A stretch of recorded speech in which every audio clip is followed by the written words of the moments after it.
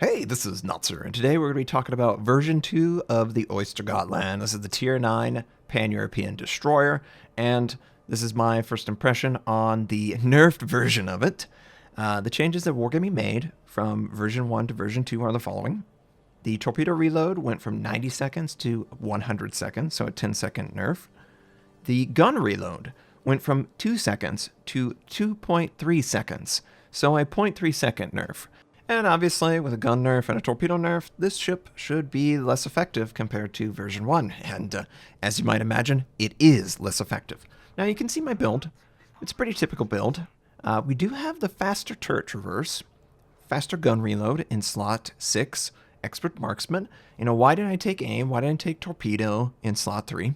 My reasoning is the aim has probably a 5-meter change in accuracy, very small adjustment on the maximum dispersion.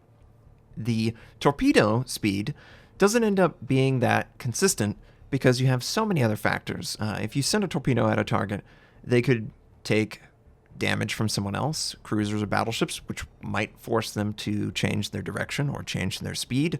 Aircraft carriers are also annoying. So torpedoes just end up being less consistent overall, in my opinion, than guns. And also, if you go enhance guns, you also enhance your AA as well, and that's what the Pan-European DDs are very good at. DD anti-air. So we went towards B point, nothing was here. We're going over to the east side of the map in C point, where most of my team seems to be bogged down, although it is evenly spread out. And enemy Lexington has his aircraft, and we're just going to do a drive-by flak burst there. Also, of course, enhanced priority. One question that might come up, why didn't you go the extended, the improved AA in slot 3? Well, quite frankly, there's just not enough air on North America to justify that. It ends up being a wasted slot in 70% of my battles if I go anti-air, and I just can't afford that. That just feels so wrong.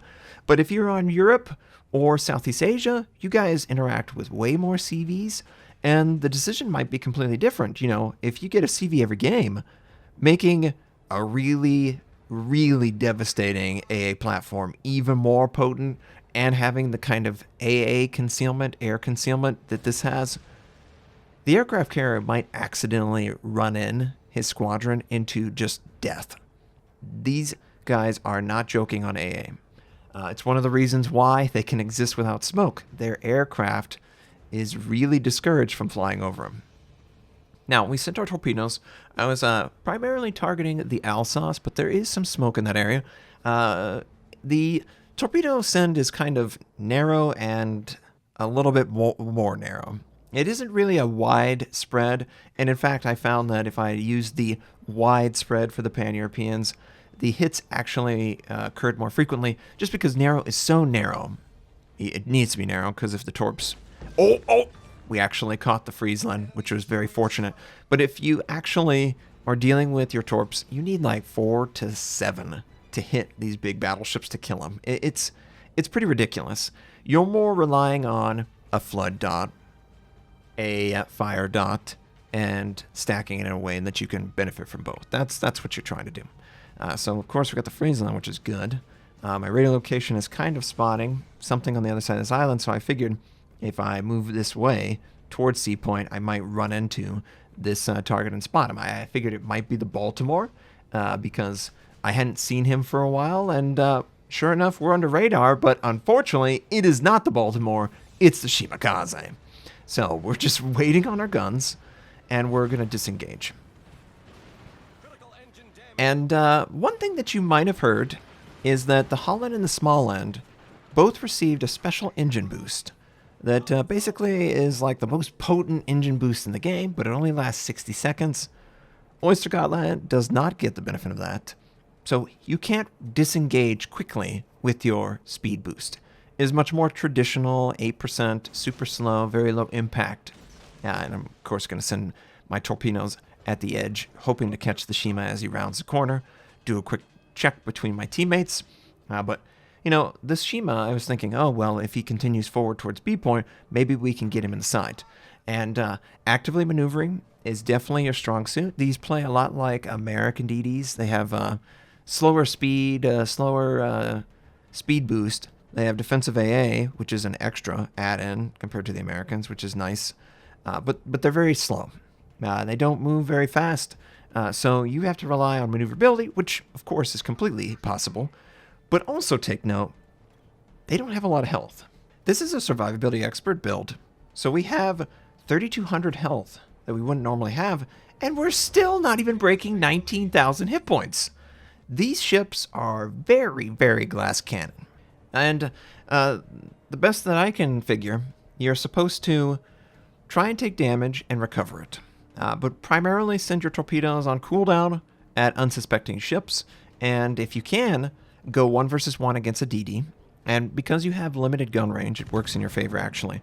If you openly engage a target and eventually kill him, no one else is actually in range to keep you spotted, so you'll instantly drop off. That playstyle ends up working very nicely if I just openly engage and try and accomplish this kill quickly, and then I'll drop back and recover. It's kind of a cheap way of having smoke, because you'll get rid of that bloom effect and you will drop back in and go into stealth. So I kind of like that the dynamic between the gun range and the torpedo range.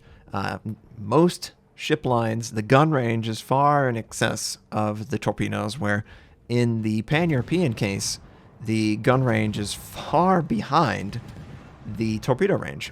So it has that interesting flip in your mind on what you should focus on. But clearly, going gun gives us a lot of opportunities to do tons of damage. I'm trying to get in range of this lion. And, you know, another thing that's kind of disappointing, not that the Pan-Europeans are kind of disappointing, but if you're trying to set up a good torpedo play, you have to deal with all these islands. You have to deal with, you're not very fast. You're probably, 37, 39 knots on a good day. So moving around the map and getting the right torpedo angle is not that fun. But we're going to send our torps at the lion. Enemy DD was contesting B, and he's no longer. What other features about the ship can I talk about? Concealment's still great. 5.7. I mean, that is outstanding for spotting. And, that lion did some pretty good damage there. We're just trying to get distance. And it looks like we're going to clip him with a couple torpedoes. Now, this is exactly what I experience constantly with these. The player will, jump away at the very last second. They will take 1 torpedo, cause 1 flood, and it will do, like 10,000 damage. Okay, well then we have to wait another minute and change before we get it again, and that's where the frustration comes from. If you go a torp build, you just have to wait. You just have to wait for it to build even more, whereas with a gun, I'm putting out nearly twice as many shells as a base build, nearly, it feels like, and that is very helpful for killing. Very helpful for relighting a fire on a target. It's very helpful for a million reasons. And it's very hard to dodge that. So, yeah. Love the speed of the torps. But at the end of the day, it's basically a Friesland. I would play it like a Friesland with bonus torpedoes. And I think that's the right way to look at them. Now, the Friesland does have hydroacoustic. These guys do not. The small one does have radar, but that is the only one. All the other mainline Pan-Europeans are dealing with the same exact features. So, this enemy lion, he's deciding whether he wants to come this way. Enemy aircraft carriers in the way. I do want to send my torpedoes, and I want to do it in a way that's predicting his momentum. But the aircraft carrier is right on top of us, so we just have to deal with this. I think this is when we're going to use our defensive AA just to try to clear it off. You can tell that the continuous damage is absolutely outstanding. You know what else is absolutely outstanding? The heal is actually legit. You will rubber band your health up and down, but you will be able to recover it nicely if you have a chance to pop that heal, and it comes up pretty frequently. It almost makes me wonder if I want to go superintendent, but there's so many games where I just don't end up using all of my resources in time to justify superintendent. So, But Lion took a torpedo. He used his damage control. The second torpedo follow-up only did damage. We're hoping that it will fall off so then we can set him on fire. The damage itself on the guns, you know, these are Brit guns. 120 millimeter, they have 8% fire chance. They do very good. I think that they are definitely the way to go if you want consistency. And yeah, this lion, he's definitely aware of exactly what we're trying to do here. I'm just like trying to sneak up. The turret in the rear is traversing slowly.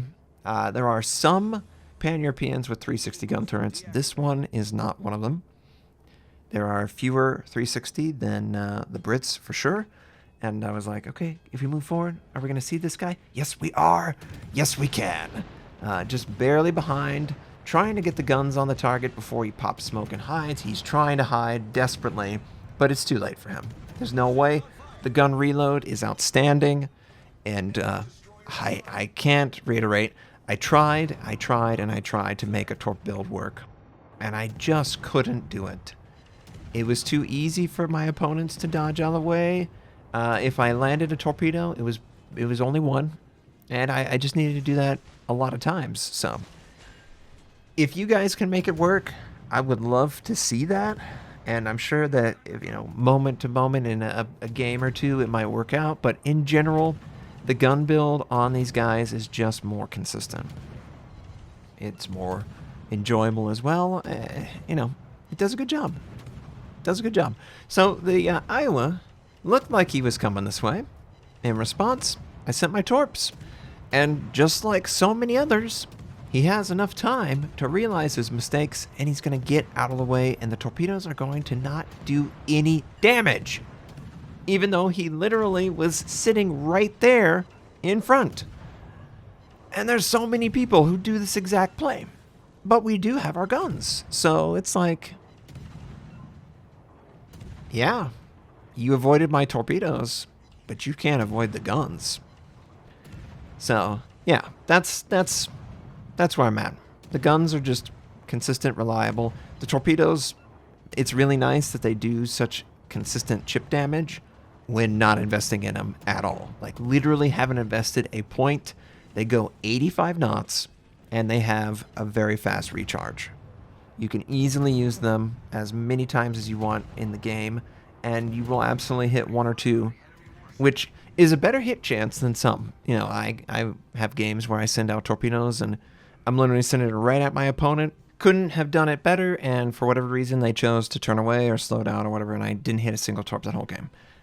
With these guys, you can honestly surprise them with the range you got, and I've hit multiple battleships that started out 17 kilometers away with my 15 kilometers, and really enjoyable experience to see that, I must say. Thanks for watching. If you'd like to check out more of my content, you can click the most recent or the most relevant uploads. You could also choose to subscribe to my channel. We do daily Notser videos, first impression, how-to, news, and review related. My North American recruit invite is on the screen. You can take advantage of that. I stream at twitch.tv/Notser. Thank you, have a wonderful day, and I'll catch you next time.